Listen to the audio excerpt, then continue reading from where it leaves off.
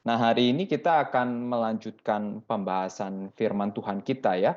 Kita akan melanjutkan pembahasan firman Tuhan kita yang diambil dari 2 Samuel pasal 6 ya, 2 Samuel pasal 6. Tapi mungkin sebelum masuk ke firman Tuhan ya, mungkin saya akan sedikit tanya gitu ya.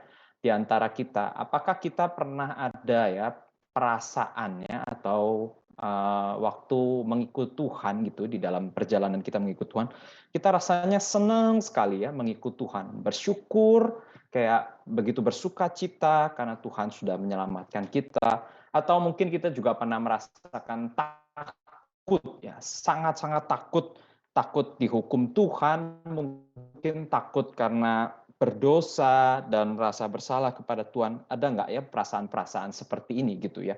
Karena judul persekutuan kali ini itu adalah ada joy, ada and fear ya, ada rasa sukacita, ada rasa takut. Bagaimana kita seumur hidup mengikut Tuhan dan bagaimana kita menghadapi mungkin dua perasaan ini ya. Benar nggak sih ikut Tuhan itu ada sukacita? Apa ikut Tuhan itu harus penuh dengan rasa takut? Dan bagaimana kita melihat dari kehidupan Daud ini ternyata ya ada dua-duanya ya, ada rasa sukacita mengikut Tuhan, ada rasa takut juga. Tapi bagaimana kita mengerti akan kedua hal ini ya? Bagaimana kita mengerti akan kedua hal ini? Bagaimana kita mengikut Tuhan dan ya di dalam mengikut Tuhan, perjalanan mengikut Tuhan tuh ada rasa takut dan sukacita. Nah, mari kita coba lihat ya dari 2 Samuel pasal yang ke-6 ya, 2 Samuel pasal yang ke-6. Mungkin sedikit intro dulu ya sebelum masuk 2 Samuel 6 ini, kita ingat bahwa Daud yang sudah sekian lama berperang dengan Saul atau sebelumnya mungkin dikejar-kejar oleh Saul dan akhirnya dia menjadi raja di Yehuda di bagian selatan dan Saul pun akhirnya mati ya, mati di pertempuran melawan Filistin dan ada anaknya dan terjadilah pertempuran antara kerajaan utara, ada anaknya Saul dan juga di kerajaan selatan Daud. Tapi akhirnya di dalam pertemuan terakhir kita 2 minggu yang lalu atau di dalam 2 Samuel pasal kelima, Daud menjadi raja gitu ya, menjadi raja atas seluruh bangsa tahan Raja Daud. Dan ternyata setelah Daud menjadi raja, akhirnya tindakan apa yang dia lakukan? Di dalam 2 Samuel pasal 6 ini kita akan melihat bahwa Daud memindahkan tabut ke Yerusalem. Ya, saudara-saudara, mari kita baca ya 2 Samuel pasal ke-6. Mungkin saya akan bacakan dulu ayat yang pertama sampai yang ketiga dulu saja ya. Setelah itu nanti mungkin di dalam pembahasan kita akan lanjut terus sampai ayat yang ke-23 ya. Hari ini kita akan bahas habis 2 Samuel pasal 6 ini. Demikian firman Tuhan, saya akan bacakan dari ayat yang pertama. Daud mengumpulkan pula semua orang pilihan di antara orang Israel, 30.000 orang banyaknya. Kemudian bersiaplah Daud, lalu berjalan dari Baale Yehuda dengan seluruh rakyat yang menyertainya untuk mengangkut dari sana tabut Allah yang disebut dengan nama Tuhan semesta alam yang bertahta di atas kerubim. Mereka menaikkan tabut Allah itu ke dalam kereta yang baru setelah mengangkatnya dari rumah Abinadab yang di atas bukit. Lalu Uza dan Ahyo, anak-anak Abinadab, mengantarkan kereta itu. Ya, mungkin kita hanya baca sampai di sini. Mari kita berdoa ya sebelum kita mendengarkan firman Tuhan. Bapa dalam surga, kami bersyukur Tuhan kalau sore hari ini sekali lagi kami diberikan kesempatan boleh datang di dalam persekutuan remaja. Ajarlah kami, anak-anak-Mu, anak-anak remaja dimanapun tempat kami berada, supaya kami semakin mengenal siapa Allah yang kami sembah, supaya kami semakin mengenal Allah yang menyatakan dirinya di dalam Alkitab. Hari ini kita mau belajar melalui kehidupan Daud dan relasinya dengan Tuhan di dalam 2 Samuel ini, di dalam hubungan dengan tabut perjanjian. Kiranya Tuhan boleh memberkati firman yang disampaikan dan Tuhan boleh memberkati anak-anak yang mendengarkan. Terima kasih Tuhan, di dalam nama Tuhan Yesus kami berdoa. Amin. Nah, saudara-saudara sekalian, kalau kita lihat ya, berarti di sini tindakan pertama Daud ini baik ya, saudara ya. Dikatakan Daud itu mengumpulkan semua orang pilihan di antara orang Israel, 30.000 orang banyaknya. Wow, ini bukan jumlah yang sedikit ya, saudara ya, 30.000 orang. Buat zaman sekarang saja sudah banyak ya, apalagi zaman dahulu 30.000 orang untuk apa? Untuk mengangkut dari sana tabut Allah. Tabut Allah. Nah, Apa sih tabut Allah ya? Mungkin bagi dari kita kan nggak bahas kitab 1 Samuel, 2 Samuel, 1 Samuel ini dari pertama gitu ya. Jadi mungkin kita ada sedikit miss ya, kapan tabut diceritakan dan sebagainya. Mungkin saya sedikit bahas tentang tabut ini dulu ya, supaya kita mengerti cerita ini. Apa sih tabut Allah? Jadi tabut Allah itu adalah sebuah kotak ya, sebuah box gitu, yang berada di dalam kemah suci. Ya, mungkin kita tahu kemah suci ya, waktu bangsa Israel keluar dari tanah Mesir, Tuhan memerintahkan mereka untuk membuat kemah suci ya. Kemah suci, lalu ada banyak barang di sana ya, ada meja, ada tempat mezbah untuk bakar, lalu ada ruang kudus, ada ruang maha kudus, dan di dalam ruang maha kudus nih ada yang disebutnya tabut perjanjian. Nah, tabut perjanjian ini bentuknya seperti apa? Bentuknya seperti apa? Nah, ini kalau saya boleh, saya share screen ya. Saya share screen satu buah gambar untuk mempermudah kita. Nah, ini ya, teman-teman, kalau dilihat. Inilah yang disebut dengan tabut perjanjian. Ya, ini mungkin satu model ya, bukan tabut perjanjian yang benaran, tapi ini satu buah model yang mengikuti bentuk Alkitab. Kalau kita baca di dalam Keluaran pasal 25 ya, Keluaran pasal 25 itu akan menceritakan tentang jelas tentang tabut ini. Tabut ini apa sih? Bentuknya kotak ya, kotak dibuat dari kayu, kubus lah ya, kubus persegi panjang gitu ya, balok, dilapisi kayu, dan kalau kita lihat ya di sini ya, di sisi-sisinya ini ada semacam cincinnya atau gelangnya gitu ya, yang untuk tempat apa? Tempat supaya ada kayu panjang ini supaya orang bisa bawa gitu ya. Jadi ini kotak dibikin dari kayu, ada cincinnya 4, ada dua, dua tongkat ini ya untuk ngangkat. Lalu di atasnya itu ada kerubim, disebutnya kerubim. Nah, atasnya ini tuh disebut sebagai tutup pendamaian ya. Tutup pendamaian. Nah, inilah ya, stop ya gambarnya. Kira-kira kita sudah dapat gambarannya. Nah, tabut perjanjian ini menggambarkan apa ya, Saudara? Tabut perjanjian. Ternyata kalau kita pelajari dari perjanjian lama, dan tabut ini tuh melambangkan berbagai macam hal ya. Tabut perjanjian ini memiliki arti yang kaya gitu ya. Nah, kalau saya boleh rangkumkan ya dari beberapa bacaan yang saya dapat itu, setidaknya tuh ada 4 hal atau ada 4 hal yang dilambangkan dari tabut perjanjian ini. Ya, saudara-saudara, mungkin anak-anak kerja pertama-tama ini sedikit berat ya, kita bahas tentang tabut perjanjian dulu. Nggak apa-apa, tapi nanti setelah ini kita akan untuk awal-awal ini coba kita dengarkan dulu ya pelan-pelan apa arti dari tabut perjanjian ini, karena ini sangat penting buat kita mengerti ceritanya. Karena kalau kita nggak ngerti makna tabutnya ya, kita baca cerita ini ya, kenapa gitu ya, kenapa Tuhan marah kepada Uza yang pegang tabutnya. Nah, maka dari itu saya mulai hari ini dengan ya kita mengerti apa sih sebenarnya tabut perjanjian, atau tabut perjanjian ini melambangkan apa. Nah, ada 4 hal ya, saudara ya, ada 4 hal. Yang pertama, tabut perjanjian ini melambangkan kehadiran Tuhan.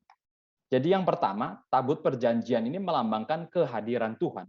Nah, kalau kita baca dari Bilangan pasal ke-10 ya, Bilangan pasal ke-10 ayat 35, saya bacakan untuk kita semua. Dikatakannya pada bagian ini, apabila tabut itu berangkat, maka berkatalah Musa, bangkitlah Tuhan, supaya musuhmu berserak, dan orang-orang yang membenci engkau melarikan diri dari hadapanmu. Saya lanjut ayat 36 ya.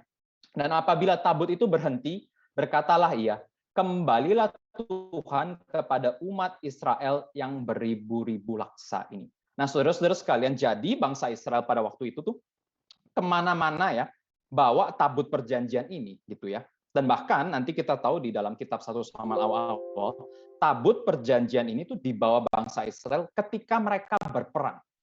Nah, zaman dahulu itu modelnya beda gitu ya dengan zaman kita sekarang ya. Kalau berperang tuh yang penting apa? Kalau kita kan zaman sekarang mungkin tanknya Kak William, atau pesawatnya atau bomnya. Zaman dulu enggak ya, saudara. Zaman dahulu itu peperangan, mungkin ini 10.000 lawan 10.000 ya. Orangnya sama, ya senjatanya kurang lebih sama gitu, nggak terlalu beda. Tapi yang berperang apa? Yang terutama berperang itu Allahnya, Allah masing-masing bangsa gitu ya. Allah bangsa Filistin lawan Allah bangsa lain. Nah, kalau yang menang siapa? Itu artinya Allah bangsa yang itu yang lebih kuat gitu ya. Kalau Filistin lawan Israel, Filistin yang menang, oh yang berarti Allah bangsa Filistin kuat gitu ya. Nanti ada di dalam perjanjian lama ya, saya lupa di dalam satu raja-raja atau berapa ada yang mengatakan ya, oh kita berantem sama Israel itu karena kita berantem di pegunungan. Mungkin Allah Israel itu pegunungan ya. Nanti kita pindah ke Allah daratan gitu ya Saudara. Jadi pengertiannya masih sangat beda, masih sangat primitif, beda sama kita bahwa di dalam peperangan itu Allahnya yang berperang. Dan ini memang benar ya, dan ini memang benar. Dan makanya ketika bangsa Israel berperang, mereka bawa tabut Allah ini ya, tabut perjanjian ini ya. Maka tabut ini ya dikatakan ya seolah-olah Allah hadir beserta dengan mereka, maka mereka akan menang perang. Maka mereka akan menang perang. Jadi benar-benar tabut ini mewakili Tuhan ya, mewakili kehadiran Tuhan.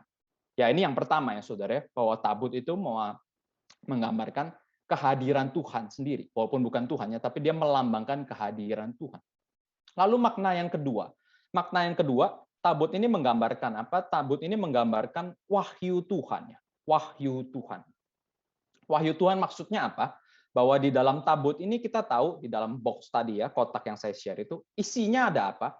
Di dalam box yang kotak itu isinya ada 2 loh batu yang berasal dari Tuhan itu sendiri.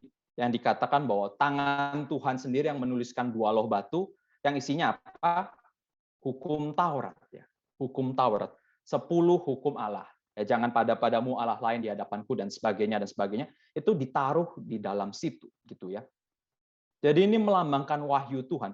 Dan bukan hanya wahyu yang tertulis seperti 10 hukum itu saja, tetapi bangsa Israel setiap kali mencari Tuhan, ingin berbicara dengan Tuhan dan sebagainya, itu mereka ke tabut perjanjian ini. Musa akan pergi ke tabut perjanjian ini, lalu dikatakan ya, nanti kalau kita baca mungkin di dalam bagiannya di dalam Bilangan 7 ayat 89 bahwa Musa masuk kemah pertemuan, masuk kemah suci, lalu dikatakan bahwa Tuhan akan berbicara dari atas kerubim. Maksudnya apa? Ya dari atas tutup pendamaian itu Tuhan akan berbicara, akan mewahyukan firman-Nya. Jadi tabut ini selain menggambarkan kehadiran, melambangkan juga wahyu Tuhan. Dan yang ketiga ya, masih ada 2 lagi. Yang ketiga, tabut ini menggambarkan rekonsiliasi. Bahasa apa ya rekonsiliasi? Pendamaian ya, bahasa simpelnya pendamaian. Karena apa?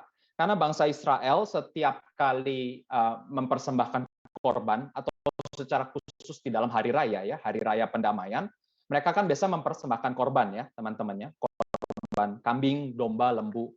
Maka apa yang mereka lakukan biasanya? Mereka akan sembelih lembu atau dombanya, lalu darahnya diambil dan dipercikan di atas tutup pendamaian, di atas peti tabut perjanjian itu, darah hewan itu dipercikan. Tujuannya untuk apa? Untuk mendamaikan bangsa Israel dengan Tuhan. Untuk mengampuni dosa bangsa Israel, makanya darah itu dipercikan di atas tabut perjanjian. Karena itu ada pendamaian, ada rekonsiliasi antara bangsa Israel dengan Allah. Ini makna yang ketiga. Lalu makna yang keempat dan yang terakhir ya, makna yang terakhir ya. Tabut ini menggambarkan apa, Saudara? Tabut ini menggambarkan tahtanya Allah ya.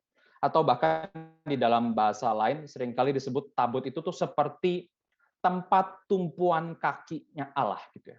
Zaman dahulu raja tuh kalau duduk ya, saudara-saudara ada duduk, ada kursi raja gitu. Itu kakinya nggak sembarang nyentuh lantai gitu ya, saudara ya. Ada tempat tumpuan kakinya. Nah, ya ini seperti hal yang sama ya, seperti yang sama di dalam hal ini bahwa tabut perjanjian itu adalah tempat tumpuan kaki Allah. Jadi kita melihat ya bahwa tabut perjanjian ini sangat penting, sangat kaya dengan makna. Bahkan bangsa Israel kalau membawa tabut perjanjian ini, dia akan memenangkan peperangan. Walaupun meskipun peperangannya terlihat sulit, meskipun musuhnya terlihat jumlahnya lebih banyak, tapi ketika Tuhan menyertai melalui tabut perjanjian ini, maka bangsa Israel akan menang. Nah, kita sudah bahas sedikit tentang pengertian tabut perjanjian. Mari kita sekarang masuk di dalam 2 Samuel pasal ke-6 ini. Bahwa Daud sekali lagi dari ayat yang kita baca tadi, dia mengumpulkan 30.000 orang banyaknya untuk mengambil tabut perjanjian. Nah, kalau saudara-saudara tahu ya, tabut perjanjian ini tuh sebelumnya tuh sudah dicuekin gitu ya, saudara. Sudah dibiarkan, sudah nggak dipedulikan. Selama berapa lama? Atau mungkin selama berapa pasal? Saudara tahu nggak? Sudah lebih hampir 30 pasal ya. tabut ini tuh dicuekin istilahnya, nggak dipeduliin. Dari zaman kapan? Dari bahkan sebelum zamannya Raja Saul ya, dicuekin, ditaruh di dalam mana? Terakhir kita lihat di dalam 1 Samuel pasal ke-6. Ya waktu itu bangsa Filistin sempat merebut tabut perjanjian, lalu akhirnya mereka Tuhan mendatangkan kutukan bagi bangsa Filistin dan mereka ketakutan, ya dibalikin nih tabut perjanjiannya. Nah, waktu dibalikin tuh ya dibalikin di pinggiran gitu ya, di kota pinggiran, asal kota saja. Kalau dicatat di sini kan rumah Abinadab. Ya ditaruh di situ dan dibiarkan selama 30 pasal lebih. Dari 1 Samuel 6 sampai 2 Samuel 6 itu hilang satu kitab, jaraknya satu kitab. Dan jaraknya saudara tahu berapa lama? Dikatakan di situ jaraknya adalah 20 tahun. Jadi saudara bayangkan ya, tempat wadah yang begitu penting ini ternyata dibiarkan berdebu istilahnya ya, 20 tahun di pinggiran kota. Maka kita lihat di sini Daud ini seseorang yang luar biasa sekali. Kalau kita bandingkan dia dengan Raja Saul ya tentu beda gitu ya. Dia itu kan dikatakan a man after God's own heart ya, serinya kita ya.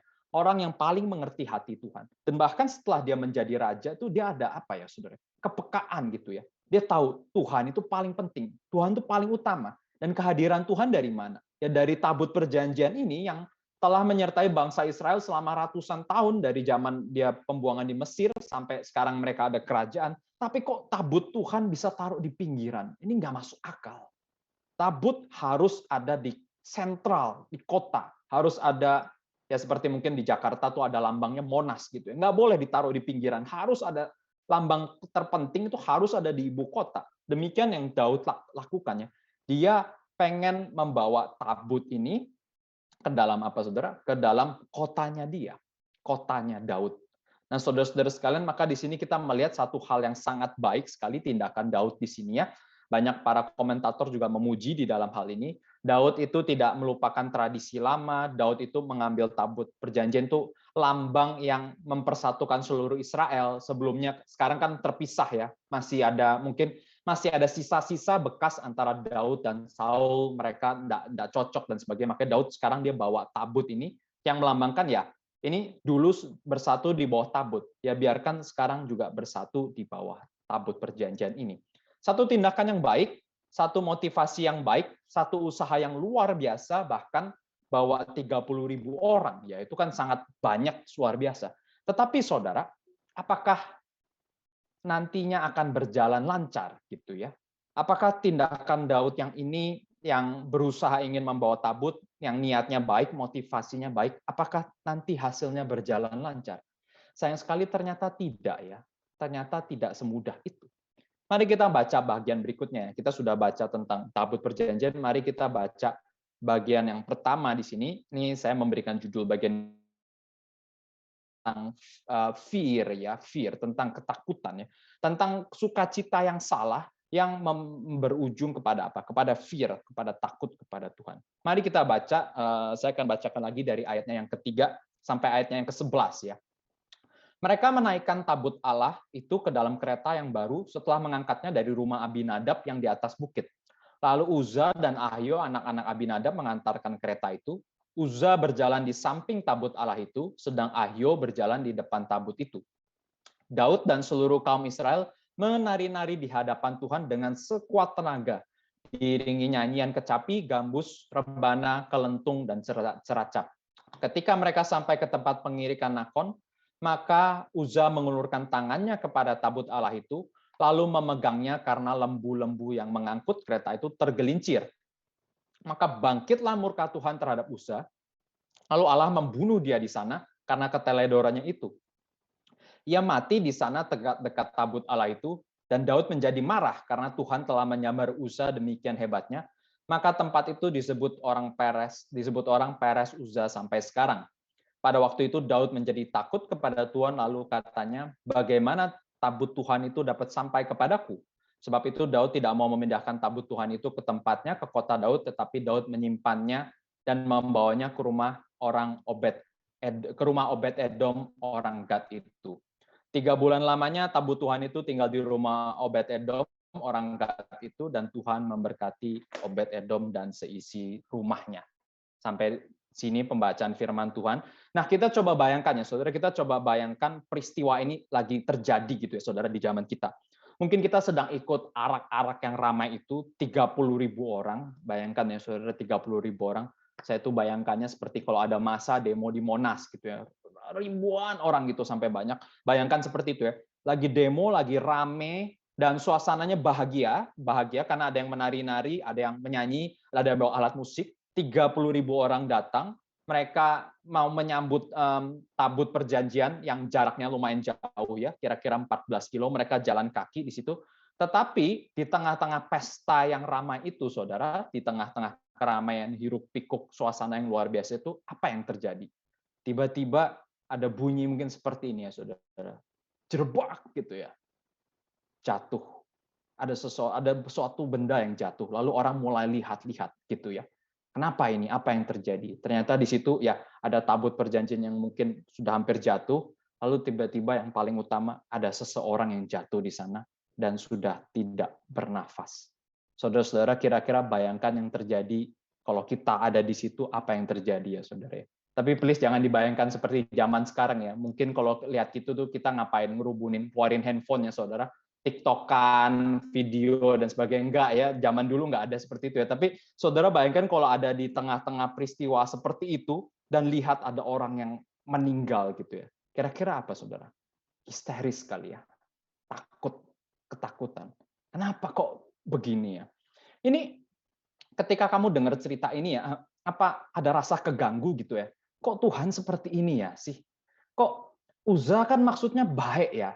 Kan dia ada ya ini kan ada tabut kotak dipakein lembu pakai kereta dan mau jatuh. Lah kalau mau jatuh kan rusak. Dia kan pegang gitu ya supaya tahan supaya nggak jatuh. Kok tiba-tiba dibunuh Tuhan? Kok Tuhan kejam banget sih? Ini Tuhan jahat ya. Nah, kalau kita lihat di sini ya, kalau kita lihat di sini ya, ternyata bagaimana gitu ya, bagaimana kita menanggapi akan hal ini. Nah, saudara-saudara sekalian, kita mesti mengerti ya bahwa Tuhan kita itu terkadang memang ada hal-hal yang kita nggak bisa mengerti seluruhnya gitu ya. Maksudnya tuh ada misteri-misteri yang Tuhan itu nggak bisa nyatakan secara seluruhnya. Seperti misalkan Tuhan Yesus berinkarnasi menjadi manusia. Kok Tuhan bisa jadi manusia? Ini mungkin kita nggak mengerti seluruhnya. Lalu perjamuan kudus gitu ya, roti dan anggur ini kita bersama-sama dengan Kristus memakannya. Kita gimana bayangkannya itu kita nggak ngerti gitu ya. Nah dalam hal ini tuh juga terkadang apa ya saudara ya, kita nggak ngerti kok Tuhan kenapa marah seperti ini gitu ya. Tetapi ternyata setelah kita pelajari dengan baik-baik, kita akan mengerti ya. Kita akan mengerti kenapa Tuhan marah. Kita akan mengerti kenapa Tuhan marah. Apakah di sini Daud itu kurang baik ya? Apakah di sini Uza itu juga niatnya juga kurang baik? Apakah motivasinya nggak baik? Enggak ya, saya rasa ya. Mungkin motivasinya baik ya, tapi ternyata setelah melihat peristiwa ini motivasi baik itu nggak cukup ya. Kan gini ya, saudara, kalau anak-anak remaja zaman sekarang kan suka bisa ngomong gini ya kan, saya mau memuji Tuhan atau saya mau melayani Tuhan dengan cara apa? Oh ya pokoknya saya mau melayani Tuhan dengan caranya saya, baik itu saya mungkin main musik dengan gitar atau saya mau melayani Tuhan dengan caranya saya, nggak usah ikut aturan yang ada. Kan yang penting motivasinya, kan yang penting saya sungguh-sungguh gitu. Atau saya mau melayani Tuhan sambil apa? Di dalam gereja sambil lompat-lompat. Ya boleh, yang penting kan motivasinya. Atau mau bagaimana? Sambil tiduran? Boleh. Enggak ya. Sama sekali enggak ya. Motivasi baik, oke, itu satu hal, tetapi caranya juga penting ya, Saudara. Caranya juga penting. Saudara-saudara, kalau saudara lihat di sini ya, mereka semua tuh senang, mereka itu sukacita, mereka merayakan kehadiran Tuhan. Tetapi ya, sukacita yang berlebihan terkadang ya, sukacita yang mungkin melebihi batas, sukacita yang tidak dengan cara yang benar ya, itu Tuhan tidak tentu suka. Tuhan tidak tentu suka. Dan Tuhan menyatakannya di dalam hal ini, bahwa apa? Bahwa Tuhan harus menghukum Uza karena mereka sekali lagi melakukan cara yang tidak benar. Nah, saudara-saudara, ini kalau saya sharing lagi ya, kalau saya sharing lagi nih, gambar tabut perjanjian. Nah, kalau kita lihat di sini ya, tabut ini tuh sudah ada dengan sengaja tongkatnya ini. Maksudnya apa? Nah, tongkat ini tuh difungsikan supaya ada orang-orang atau ya orang-orang suku Lewi angkat tabut perjanjian ini, saudara ya. Jadi tabut perjanjian ini harusnya hanya boleh diangkat oleh orang-orang suku Lewi. Tidak boleh diangkat pakai kereta, ya saudara. Tidak boleh diangkat pakai kereta. Maka di sini kita lihat, ya. Maka di sini kita lihat sebenarnya ya Daud itu salah. Daud itu salah ketika dia mengangkat tabut ini, dia tuh nggak pakai cara hukum Taurat. Padahal Tuhan sudah menyatakannya di dalam perjanjian lama. Misalkan kalau saya bacakannya dari Bilangan pasal keempat ayat 15. Setelah Harun dan anak-anaknya selesai menudungi barang-barang kudus dan segala perkakas tempat kudus, pada waktu perkemahan akan berangkat, barulah orang Kehat ini suku Lewi ya, orang Kehat boleh masuk ke dalam untuk mengangkat barang-barang itu, tetapi janganlah mereka kena kepada barang-barang kudus itu, nanti mereka mati. Jadi saudara-saudara ya, di dalam perjanjian lama dari sebelum zaman Daud sudah ada tata caranya. Caranya apa? Barang-barangnya harus ditudungi. Artinya tidak boleh dilihat sembarangan. Dan barang-barang ini apa? Mereka nggak boleh sentuh sembarangan. Mereka hanya boleh pegang tongkatnya itu. Dan juga apa? Nanti kalau baca di dalam Bilangan pasal ke-7 ayat ke-9 dikatakan bahwa mereka harus angkat barang-barang kudus itu di atas bahunya. Jadi barang tabut perjanjian ini hanya boleh diangkat oleh orang. Tetapi apa yang dilakukan Daud di ayat yang pertama tadi menggunakan kereta. Ya, caranya salah. Caranya tidak sesuai hukum Taurat. Cara aturannya apa? Sebenarnya simpel ya, cuma 3. Nggak boleh pegang, nggak boleh lihat, harus ditudungin, dan tidak pakai kereta. Jadi harus orang yang bawa, nggak boleh lihat-lihat ke dalam, nggak pakai kereta. Jadi kita lihat di sini ya, Daud mungkin senang, Daud mungkin sukacita, tetapi ketika sukacita itu melebihi batas ya, tidak mengindahkan hukum Taurat, maka Tuhan harus menghukum Daud. Nah, saudara-saudara, mungkin Daud di sini tuh agak sedikit shock ya, kena shock terapi ya. Kenapa? Mungkin selama ini dia sudah ikut Tuhan, Tuhan menyertai dia dan Tuhan berkati dia, mungkin apa ya? Dia sudah biasa, dia sudah terlena ya, terlalu enak. Oh ya, Tuhan pasti di pihak saya, Tuhan pasti membela saya, tapi ternyata tidak. Tuhan kita tuh Tuhan yang suci, Tuhan kita itu Tuhan yang kudus. Dia tidak pernah bermain-main dengan kekudusannya. Kamu anak Tuhan, ya kamu anak Tuhan. Daud anak Tuhan, paling mengerti hati Tuhan, paling mengerti hati Tuhan, tapi tetap ada disiplin. Disiplin untuk apa? Supaya dikembalikan kepada jalan yang benar. Supaya kamu tidak kelewat batas. Nah, saya kasih ilustrasi begini ya. Kalian tahu kan ya, namanya anak. Kalau terlalu dimanja, bisa keterlaluan kan? Bisa loncat-loncat, mungkin bisa kakinya tendang papanya, pembantu dipukulin, semua dipukulin. Dimanja, nggak pernah dimarahin. Kalau sudah sukanya suka-suka nyerang orang lain, happy-happy, nggak pernah lihat peraturan, perlu diapakan? Dihukum kan ya, saudara, dihukum. Ada rasa takut, ada rasa takut. Dan itu penting. Supaya apa? Supaya dia ngerti apa yang namanya hormat. Supaya dia ngerti apa yang namanya respect kepada orang yang lebih tua. Itu kepada orang tua kita, apalagi dengan Allah. Demikian di sini kita melihat ya, Tuhan mendisiplin Daud supaya dia tahu. Kamu lihat loh, sudah ada tertulis kan di dalam firman Tuhan, bagaimana cara angkat tabut perjanjian, lalu kamu tidak mengindahkan hal ini. Maka Tuhan menghukum Daud. Oke. Kita mungkin mengerti kenapa Tuhan menghukum Daud gitu ya. Tapi kenapa mesti Uzanya mati Tuhan? Uza kan baik, motivasinya baik. Nah, sekarang saya coba kasih pertanyaan bales begini ya, saudara. Nah, begini ya, anak-anak, kalau kita tahu tabut perjanjian itu seberapa penting ya. Cara angkatnya ada caranya, dia melambangkan kehadiran Tuhan, dia melambangkan wahyu Tuhan, dia melambangkan tahta Tuhan. Pertanyaannya, saudara berani nggak harusnya pegang-pegang itu benda?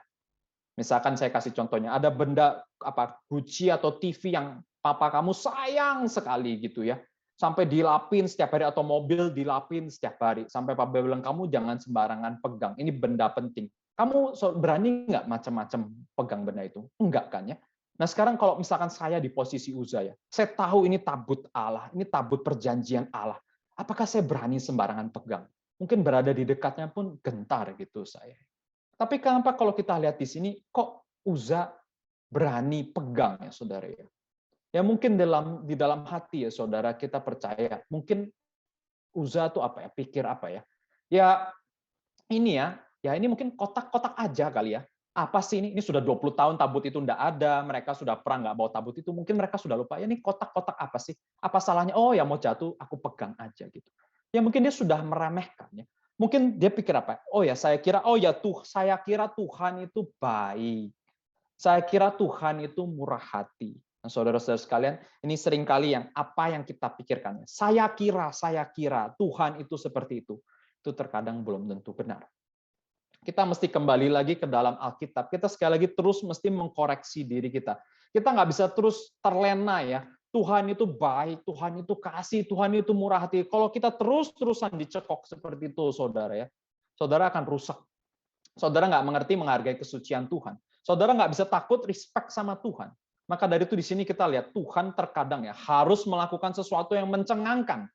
Harus melakukan sesuatu yang membuat orang kaget. Nah, kalau saudara tahu ya, sebenarnya ya Daud ketika ngangkat tabut itu pakai kereta, itu caranya siapa? Kalau saudara baca nanti di dalam 1 Samuel pasal 6, itu caranya bangsa Filistin. Jadi bayangkan ya, Filistin tadi saya sudah cerita, Filistin itu pernah merebut tabut perjanjian dan mereka dikutuk gitu ya, mereka dikutuk dapat penyakit dan sebagainya. Lalu imam-imam nabi Baalnya, imam-imam nabinya mereka gitu ya, nabi berhalanya mereka ajarin caranya pakai kereta gitu ya, dibawa pergi supaya dia bisa balik ke tanahnya Israel gitu ya. Nah, ini caranya orang berhala, caranya bangsa kafir diadopsi dipakaikan untuk caranya Tuhan. Ya Tuhan marah lah. Tuhan marah lah, kamu yang nggak benar aja, kenapa mesti pakai cara begitu? Aku sudah kasih tahu caranya kepada kamu. Dan kita lihat di sini, makanya Tuhan menghukum bangsa ini. Nah, ada suatu kutipan yang sangat bagus ya dari salah seorang komentator Alkitab dikatakannya, when people are no longer awe, respectful, or fearful of God's holiness, maka the community is put at risk. Saya terjemahkannya. Ketika orang-orang Kristen, kita anak-anak Allah, tidak ada lagi rasa kagum, tidak ada lagi rasa respect, tidak ada lagi rasa takut terhadap kekudusan Allah, maka komunitas itu di dalam resiko akan pecah, akan salah mengerti. Maka Tuhan perlu menghukum kita. Apakah semata-mata Tuhan mau menghukum kita supaya kita menjadi takut? Tuhan itu seperti teror gitu ya, teror yang terus menteror kita seperti Hitler gitu. Enggak ya, enggak. Tetapi Tuhan mau ajarkan kita kalau kita terlalu hanya ikut Tuhan, hanya senang-senang, hanya sukacita ikut Tuhan enak, mungkin Tuhan perlu kasih pelajaran, kasih tahu Tuhan kita tuh Tuhan yang perlu dihormati. Ya Tuhan atas seluruh ciptaan. Saudara jangan main-main. Ya ini bagian yang kedua yang kita bisa pelajari ya, bahwa ketika kita sukacita melewati batas, maka terkadang Tuhan harus memberikan hukumannya, rasa takut supaya kita kembali kepada jalur yang benar. Nah, setelah kita mengerti akan hal ini ya, kita tahu bahwa Tuhan kita bisa marah, Tuhan kita bisa memberikan hukuman, maka dari situ barulah muncul apa? Muncul the true joy. Sukacita sesungguhnya, sukacita yang dimana ada kepuasan kita melayani Tuhan dengan benar. Ada sukacita ketika kita menjalankan kehendak Tuhan sesuai dengan kehendak yang Dia nyatakan di dalam dunia ini. Maka dari itu kita lihat, maka di dalam bagian berikutnya, dalam ayat-ayat berikutnya, kita akan melihat bahwa kali berikutnya Daud tabut perjanjian itu dan dibawa masuk ke kota Daud. Maka di sini ada sukacita yang luar biasa, sukacita yang sesungguh-sungguhnya, sukacita yang bukan tanpa ada rasa takut, bukan tanpa ada rasa takut sama sekali, tetap ada rasa takut, respect, tetapi mereka sukacita karena mereka telah melakukan apa yang Tuhan kehendaki. Mari kita baca ya. Mari kita baca ayat 12b ya. Mulai ayat 12b. Saya akan bacakan mungkin sampai ayat ke-15 dulu ya. Tadi kita lihat bahwa tabut perjanjian mau dibawa masuk, tetapi Uza tiba-tiba diserang Tuhan, meninggal, maka tabut itu sekali lagi parkir di pinggir gitu ya, parkir sebentar di kota Obed-Edom. Nah, tadi dikatakan bahwa di kota ini ditinggalkan 3 bulan lamanya, tapi Tuhan memberkati kota itu, dan maka sekarang Daud jemput lagi di dalam tabut itu dari kota Obed-Edom. Saya bacakan dari ayat 12b ya. Lalu Daud pergi mengangkut tabut Allah itu dari rumah Obed-Edom ke kota Daud dengan sukacita. Dengan sukacita. Dan ayat 13 ini penting sekali ya. Apabila pengangkat tabut Tuhan itu melangkah maju 6 langkah, jadi ada 6 step, maka dia akan korbankan lembu dan seekor anak lembu gemukan. Luar biasa sekali di sini apa yang dilakukan Daud ya.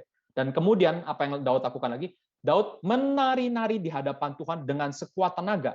Dia berbaju efod dari kain lenan. Daud dan seluruh orang Israel itu mengangkut tabut Tuhan itu dengan diiringi sorak dan bunyi sangkakala. Jadi kita lihat ya di sini benar-benar ada satu sukacita yang dari dalam hati gitu ya. Dan kita lihat di sini tindakan Daud luar biasa sekali, saudara-saudara sekalian. Pertama, dia pakai apa? Dia pakai baju efod. Ini baju yang sesuai ya. Dia tidak pakai baju kebanggaan dia sebagai raja, tapi dia hanya pakai baju efod yang melambangkan dia apa? Dia itu hanya seorang imam ya, seorang abdinya Allah gitu. Dia hanya hambanya Allah. Dia tidak memandang diri sebagai raja. Dia pakai baju efod. Lalu dia bawa tabut perjanjian itu, apa yang dia lakukan? Kali ini caranya sudah benar ya. Sudah pakai orang-orang yang Lewi, angkat dengan tangan tenaga manusia, bukan kereta dan bukan lembu. Dan kita lihat, setiap 6 langkah dia berikan korban persembahan. Ini luar biasa sekali ya. Ini tidak dicatat, ini bukan suatu keharusan ya, dalam suatu keharusan di dalam hukum Taurat, tapi Daud melakukan itu. Jadi kita lihat ya, motivasinya baik, keinginannya baik, sekarang diikuti dengan cara yang baik, maka di sini kita lihat ada sukacita yang luar biasa. Dan bukan hanya itu, kan nanti kita lihat ya di ayat-ayat yang selanjutnya ya, di ayat ke-17 kalau saya loncat ya. Tabut Tuhan itu dibawa masuk dan ditaruh di kemah yang dibentangkan Daud. Jadi Daud sudah bikin kemah yang baru, lalu dia memberikan persembahan lagi, korban bakaran, korban keselamatan lagi ketika sudah sampai di kota Daud. Bahkan membagi-bagikan kepada seluruh bangsa, baik laki-laki atau perempuan, dikasih roti, dikasih sekerat daging, dikasih sepotong kue kismis. Jadi kita lihat ini benar-benar seperti suatu pesta yang menyenangkan sekali ya, saudara. Pesta yang menyenangkan, dan puncaknya kalau kita lihat kan ya, saudara bayangkannya seorang presiden atau seorang raja itu menari-nari di tengah-tengah hadapan rakyat gitu ya, saudara. Kan belum lama ini ketika Presiden Jokowi itu menjadi presiden kita tuh dia sempat lari arak-arak di tengah demokrasi itu ya. Ketika dia dipilih itu dia lari dan seperti disambut oleh rakyat dan kita terima dia begitu hangat. Dia itu begitu beda karena apa? Karena dia mau sama-sama dengan rakyat. Tapi di sini kita lihat ya, Daud bahkan more than that gitu ya. Dia itu seorang raja yang harusnya dihormati. Tetapi dia tidak mengikuti norma-norma tradisi raja pada waktu itu ya. Dia pakai baju biasa, baju imam, baju efod, dan dia menari-nari di hadapan Tuhan. Sampai apa ya? Sampai istrinya sendiri tidak suka sama dia gitu ya. Lu ngapain nari-nari gitu? Mana martabat lu? Mana itu lu? Tapi kita belum bahas sampai di situ. Tapi kita lihat di sini bahwa Daud di sini ada sukacita yang luar biasa. Daud bersukacita, rakyat semuanya bersukacita, dan Daud bahkan menari-nari. Itu benar-benar Daud tuh apa ya? Benar-benar representatif bangsa deh pada waktu itu. Representatif bangsa, pemimpin yang sangat dipilih Tuhan, dan di situ benar-benar apa perasaannya? Sukacita. Sukacita. Maka dari sini kita bisa belajar apa? Kita di sini bisa belajar setidaknya satu hal ya, bahwa Tuhan itu bukan anti sukacita. Tuhan itu bukan yang maunya nakut-nakutin kita. Enggak ya, Tuhan itu juga sukacita gitu ya. Kalau kita tahu di dalam kehidupan Tuhan Yesus sendiri ya, ingat di dalam Injil Yohanes ya, peristiwa apa yang pertama kali dicatat? Pelayanan apa? Tuhan Yesus hadiri perkawinan di Kana. Saudara-saudara kalau datang ke perkawinan ngapain ya? Lagi COVID ya, mungkin nggak banyak datangnya. Tapi dulu-dulu kalau ingat pernah ke perkawinan ngapain? Pesta kan ya, makan, ada minum mungkin, lalu ada apa, nyanyi lagu, suasana bahagia. Tuhan Yesus tuh bukan anti sukacita gitu ya. Kan ada yang salah gitu, ada kelompok-kelompok aliran yang salah yang seolah-olah kalau jadi Kristen tuh seperti kelompok asketik gitu ya. Kalau kalian pernah nonton film itu yang apa ya? Suka jedot-jedotin kepala, lalu melapar-laparkan diri gitu. Enggak ya, enggak seperti itu. Tuhan Yesus di dalam dunia itu ya biasa saja. Mereka makan, minum, ada pesta, ada makan, bahkan bersama pemungut cukai, dia seringkali disalah mengerti. Tapi kita lihat di sini, Tuhan Yesus, Tuhan, dalam hal ini tabut perjanjian, Tuhan bukan Tuhan yang anti sukacita. Tetapi sukacita harus dinikmati di dalam pengertian yang benar. Harus dinikmati di dalam kesucian yang benar, di dalam respect kepada Tuhan. Dan kita lihat ya, ternyata meskipun caranya sudah benar ya, meskipun sudah sungguh-sungguh, semuanya sudah oke gitu ya, Daud sudah sungguh-sungguh, tetapi tetap aja ada orang yang nggak ngerti. Yaitu siapa? Yaitu si Mikal itu ya. Ayat 16 nih saya bacakannya, ayat ke-16 ya. Ketika tabut Tuhan itu masuk ke kota Daud, Maka Mikal, perhatikan ya gelarnya ya, anak perempuan Saul ya, ayat ke-16. Anak perempuan Saul, kok nggak disebut istri Daud ya? Atau apa kayak gitu. Tapi di sini kita lihat ya, penulis Alkitab tuh benar-benar jeli ya, kata dia bilangnya. Ketika tabut Tuhan itu masuk kota Daud, maka Mikal, anak perempuan Saul itu menjenguk dari jendela. Lah ini kan kita baca ini aja sudah aneh gitu ya. Wong rajanya sendiri di tengah-tengah gitu ya, terjun ke rakyat. Ini kok ratunya duduk santai-santai dari jendela ngintip. Ini maksudnya apa gitu? Ini benar-benar Alkitab tuh sudah berikan image yang nggak bagus ya. Dan ternyata memang benar nggak bagus. Lalu dia melihat Raja Daud meloncat-loncat serta menari-nari di hadapan Tuhan. Habis itu apa? Dia memandang rendah Daud dalam hatinya. Nah, saudara-saudara, ini saya loncat ya, kan semuanya. Dia merasa bahagia, sukacita melayani Tuhan, mengikut Tuhan. Dia pulang ya untuk memberi salam kepada si isi rumahnya. Ayat 20 dikatakan. Itu tuh mereka biasa bukan hanya salam ya, tapi kayak berkat gitu ya. Shalom gitu ya. Mereka akan kasih shalom. Tapi mau kasih salam pun belum selesai ya, saudara. Maka keluarlah dikatakannya, Mikal binti Saul, lagi-lagi ya, nama Saul dimunculkan. Mikal binti Saul mendapatkan katanya, betapa raja orang Israel menelanjangi dirinya pada hari ini di depan mata budak-budak perempuan. Ini ngomong apa? Dia itu mau katakan Daud tuh genit kali ya. Kamu tuh kok nari-nari begitu di depan perempuan, maunya apa? Ya di sini bukan maksudnya Daud telanjang ya, dia pakai kain efod, mungkin pakaian yang lebih tipis atau bagaimana, tapi ya dia nggak suka gitu. Loh, kamu kok berlakunya seperti ini ya, seperti seorang perempuan, nggak malu-malu menelanjangi dirinya dan sebagainya. Dia nggak suka. Tetapi apa respon Daud di ayat 21 ya? Daud berkata kepada Mikal, di hadapan Tuhan yang telah memilih aku dengan menyisihkan ayahmu dan segenap keluarganya untuk menunjuk aku menjadi raja atas umat Tuhan, yakni atas Israel, di hadapan Tuhan aku akan menari-nari. Bahkan aku akan menghinakan diriku lebih daripada itu, engkau akan memandang aku rendah, tetapi bersama-sama budak-budak perempuan yang kau katakan itu, bersama-sama mereka lah aku mau dihormati. Jadi di sini dia mau katakan apa ya? Dia mau katakannya, terserah kamu mau ngomong apa. Tapi kalau aku tahu Tuhan telah berbuat demikian, maka hal ini nggak ada yang rendah. Biarkan, kalau aku mau disuruh yang lebih hina lagi, bahkan aku akan mungkin melakukan. Dan perhatikannya, maka perhatikan tadi saya sudah katakan, Mikal anak perempuan Saul, binti Saul, ini benar-benar nggak mau sebut dia itu istri Daud. Jadi ini benar-benar mau katakannya di sini ya, seolah-olah garis keturunan Saul itu akan mati, akan dibuang oleh Tuhan. Dan Daud di sini kita lihat ya, seperti layaknya seorang pemimpin iman pada zaman, memimpin iman di sepanjang zaman ya, seringkali salah dimengerti ya. Seorang pemimpin itu salah dimengerti. Daud itu melakukan yang terbaik untuk Tuhan, salah mengerti. Kita ya mau melakukan terbaik apapun ya untuk Tuhan, orang lain salah mengerti, orang lain bisa hina. Ya enggak apa-apa gitu ya. Enggak apa-apa. Bukan panggilan kita juga untuk ninggikan diri kita, bukan panggilan kita juga kita mau dilihat orang untuk hebat atau apa, enggak. Panggilan kita apa? Kita mau sungguh-sungguh melayani Tuhan, menjalankan kehendak Tuhan, sehingga hati kita akan ada apa? Penuh damai dan sukacita. Dan kita tahu akhirnya apa? Ternyata Mikal dihukum oleh Tuhan. Tadi saya katakannya, garis keturunan Saul itu akan diberhentikan oleh Tuhan, dihukum oleh Tuhan. Karena apa? Karena ayat 23 dikatakan apa? Mikal binti Saul. Sekali lagi dikatakannya Saul ya, nggak ada hubungannya dengan Daud. Mikal binti Saul tidak mendapat anak sampai hari matinya.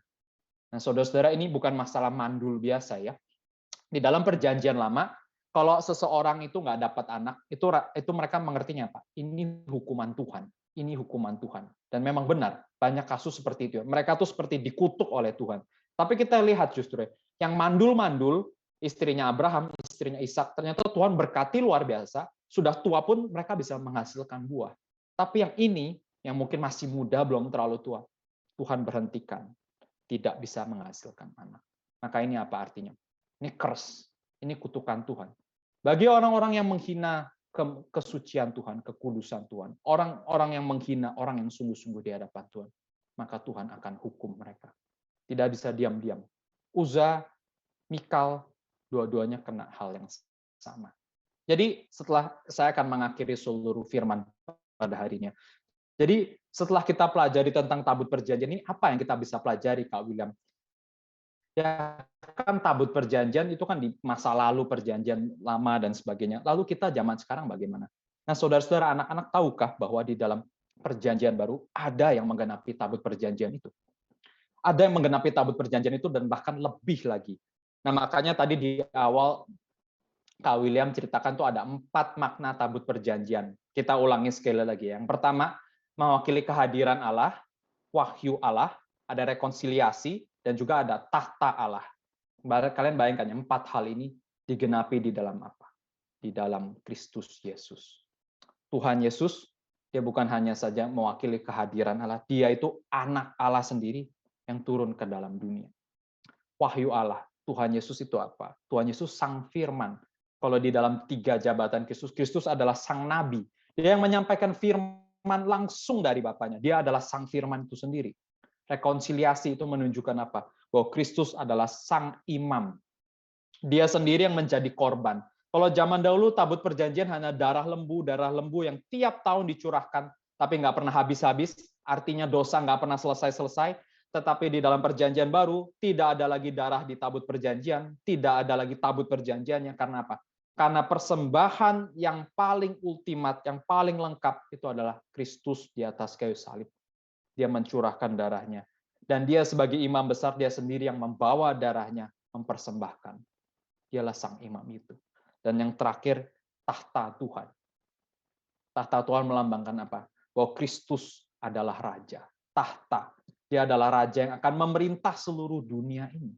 Suatu hari nanti dia akan datang menghakimi semua kita, tidak lepas dari satupun. Nah, sekarang pertanyaannya kepada adik-adik sekalian selama ini. Bagaimana kalian mengenal Kristus? Bagaimana cara kalian menghadapi Kristus? Kalian sungguh-sungguhkah? Kalian mengertikah? Ada sukacitakah ketika kalian melayani Kristus? Apakah ada rasa takut, respect, dan hormat? Semua hal ini harus ada. Semua hal ini harus ada. Tidak boleh ada rasa sukacita yang berlebihan sampai kita tidak hormat. Tetapi tidak boleh juga dengan rasa takut yang terlalu berlebihan sehingga kita tidak pernah ada rasa sukacita sekalipun menurut Kristus. Tidak ya. Kita dipanggil menjadi anak-anak Allah. Kita tidak dipanggil menjadi budak. Kita juga bukan dipanggil menjadi orang yang tukang hura-hura. Enggak. Kita dipanggil jadi apa? Anak-anak Allah. Anak-anak Allah mengerti rasanya sukacita menerima kasih dari Bapaknya. Anak-anak Allah mengerti ada rasa takut karena harus ada disiplin supaya kita bisa menjadi anak-anak yang lebih baik. Mari kita sama-sama masuk di dalam doa. Bapa dalam surga, kami bersyukur Tuhan untuk satu perenungan akan firman, dan kiranya semoga dari perenungan ini kami diajar untuk lebih mengerti, mengenal akan Allah kami. Allah yang begitu luar biasa, Allah yang mengorbankan dirinya. Kiranya kami datang boleh dengan satu sikap hati yang benar. Kami datang tidak dengan perasaan bermain-main hanya ingin sukacita saja. Tapi kami datang dengan hati yang hormat, takut kepada Tuhan. Tapi kami juga bukan anti sukacita, kita bisa merasa sukacita ketika kita menjalankan kehendak Tuhan dengan benar. Ketika kita mengikut Tuhan, ketika kita sungguh-sungguh setia dan menjalankan kehendak-Mu. Terima kasih Tuhan, kiranya Tuhan berkati, Tuhan pimpin diskusi kami ke depan, maupun juga persembahan yang akan kami laksanakan. Terima kasih Tuhan, kami menaikkan doa ini hanya di dalam nama Tuhan Yesus Kristus. Amin.